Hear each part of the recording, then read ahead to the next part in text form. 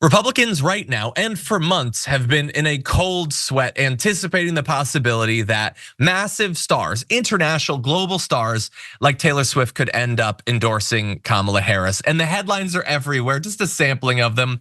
Trump VP hopeful invites Taylor Swift to join the campaign and support President Trump. They were like trying to scoop it by taking her first or whatever.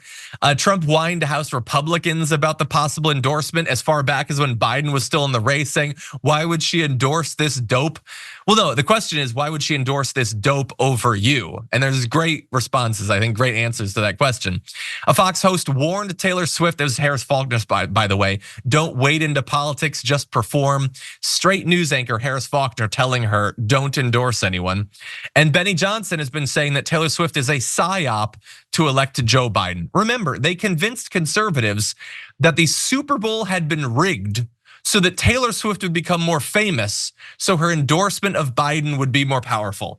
These people are deranged, but they're clearly worried about Taylor Swift. The question though is, should they be worried?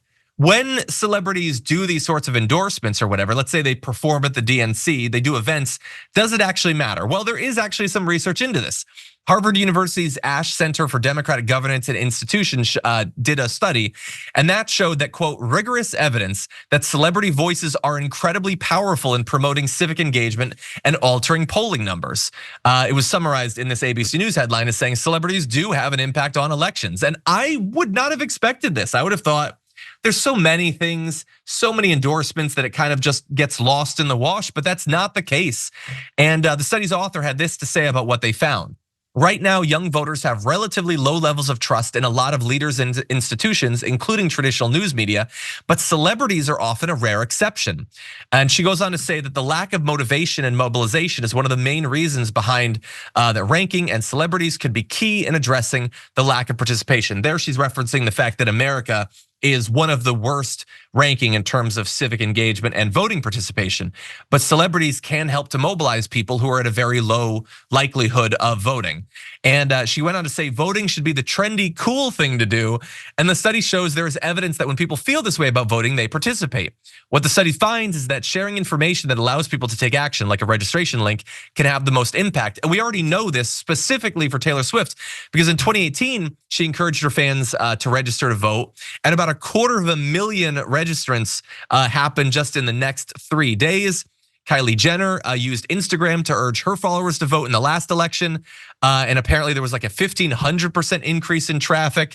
And so some of them, Taylor Swift, even more famous than they were back in 2018. And so in a tight race, this could potentially have a big effect. You know, I've enjoyed Jordan mocking them freaking out, but maybe they were wise to. What do you think?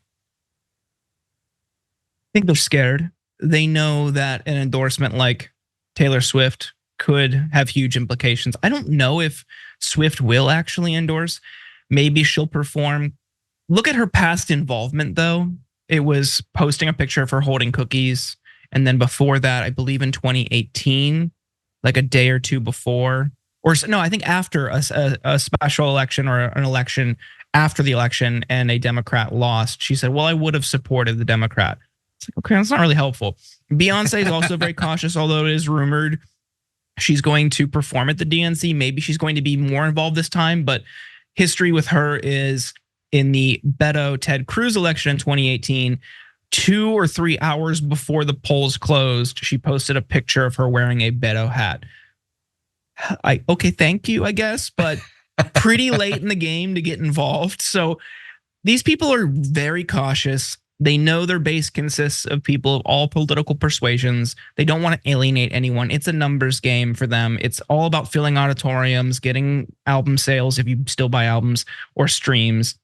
So I don't know if they'll actually endorse. It could help, but there are plenty more influential people who will and have and will continue to advocate for the campaign. The idea that she shouldn't is funny when you had celebrities and musicians endorsing Trump at the RNC and courting her at the same time. Don't do this, but also get involved with the Trump campaign. Like, give me a break. 100%, yeah. Galford points out they had Scott Baio and Kevin Sorbo and all of that. And whoa, Kid Rock, man. Wait. It took me a second to remember Kid Rock's name, which is probably not a good sign for how influential he is. And you had Hulk Hogan, which is a throwback. You did have that cool bulldog though. That I think was the most influential celebrity. But anyway, so we'll see. I think that given the stakes, Taylor Swift should just do it. I think that she obviously would prefer Harris. Just get out there. Your fan base is going to stick with you.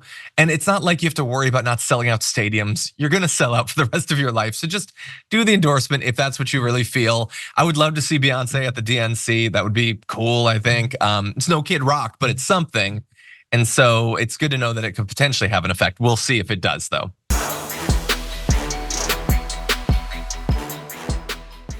When you click the join button and become a tier 2 member, you get access to all of our weekly top 10 lists. What are you waiting for?